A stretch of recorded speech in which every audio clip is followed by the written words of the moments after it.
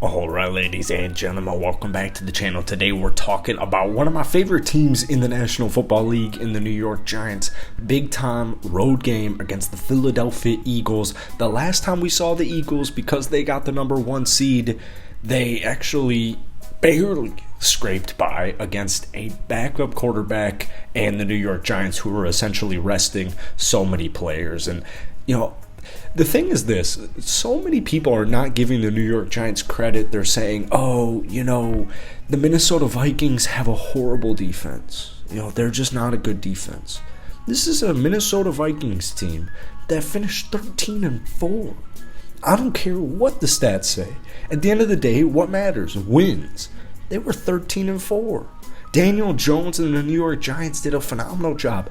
Daniel Jones was phenomenal. He passed for 301 yards and 2 scores while also having a team-high 78 rushing yards. It was the first time in NFL history that a quarterback topped 300 passing yards, threw 2 touchdowns, and rushed for 70 yards in a playoff game. So Daniel Jones, the morale, the confidence with not only Daniel but just this Giants team in general, it's extremely high. And I'm not saying 100% that they're going to take down the Philadelphia Eagles, but what I am saying is there's some secrets, there's some tricks of the trade that they're going to implement. Brian Daboll is 100% going to implement this to try and give their team a shot. I would not be surprised, and I'll say it right here, right now, it's Wednesday night. We got a while until this game on Saturday night. I will not be surprised one bit if New York takes down Philadelphia. And we called the upset on this channel about a week ago, that they were going to take down the Minnesota Vikings. So, before we get any further into today's video, if you guys enjoyed, be sure to hit the like button, hit that sub button for daily NFL content. I've started posting Giants videos a couple of times a week right now. Definitely going to be covering them throughout the playoffs and the offseason. So let's try and get this video to 100 likes. That would be absolutely awesome. But to me, there's 2 tricks, there's 2 secrets, and it really isn't anything crazy. All week so far, I've been seeing, the New York Giants, they don't have a high-powered offense. They had just 26 plays over 20 yards on the season. Philadelphia is coming in there. They have a phenomenal defense, ranked 8th in the league. They have a phenomenal offense, ranked 3rd in the league. They're going to put up points. And they're probably right.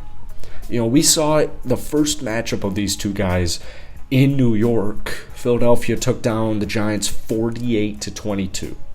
All right, and I will say that was at one of the worst parts of the entire New York Giants season. They were coming off losses to the Detroit Lions, the Seattle Seahawks, the Dallas Cowboys. They had that just soul gut-wrenching, depressing tie against the Washington Commanders, and at the time it seemed so dire because they were about to play Philadelphia. It was like, this is not where you want to be after starting 6-1.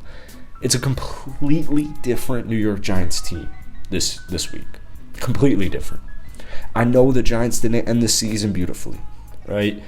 But they had a blowout victory against the Indianapolis Colts, and they chose rest. And I agree with the choice because Jalen Hurts and this Philadelphia Eagles team, they're pretty banged up right now. So what are the 2 secrets?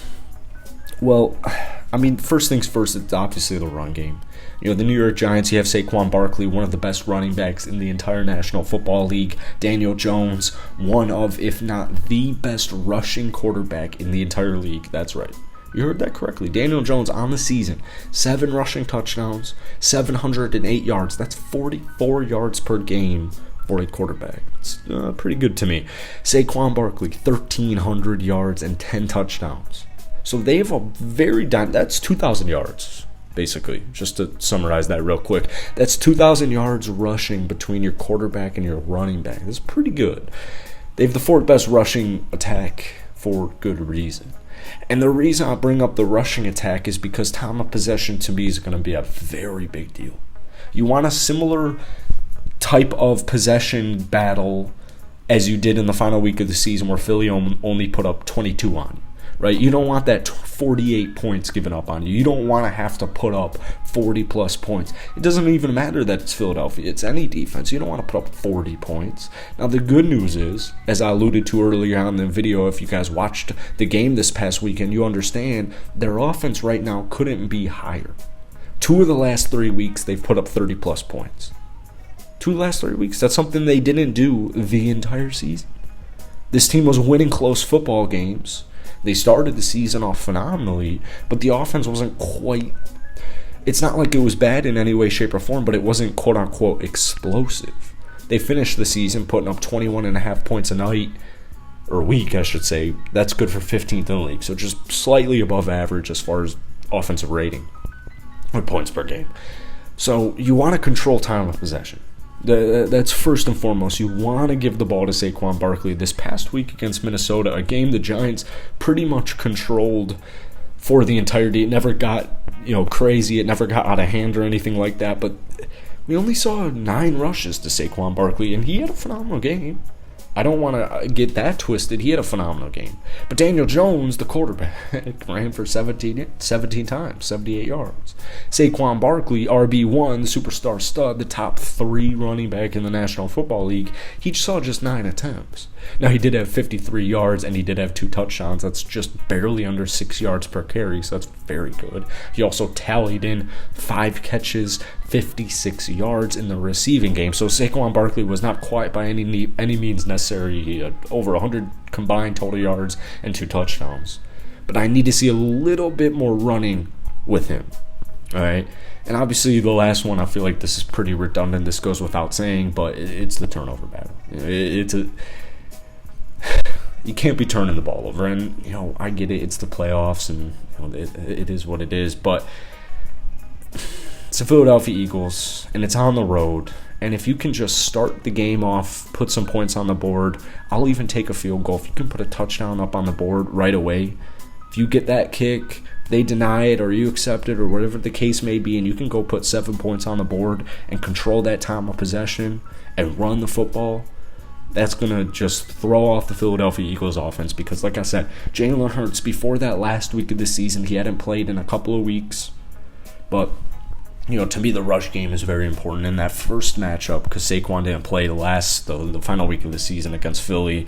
We saw just 9 attempts, 28 yards. That's just 3.1 yards per carry in the first meeting, the first matchup against Philadelphia. So I know it sounds a little obvious to not turn the ball over and to run the football, but it's the secret sauce, man. It gives Brian Daboll, Daniel Jones, and this New York Giants team the best chance to win the football game. And yeah, the defense is going to have to make plays. The offense is going to have to make plays, all that stuff.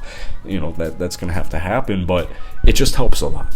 All right, so hit that like button, hit that sub button, but most importantly, Giants fans, go ahead, drop some comments down below, drop some game predictions. What do you think the percentage chance of an upset is? That's it for me. I'll see you guys later.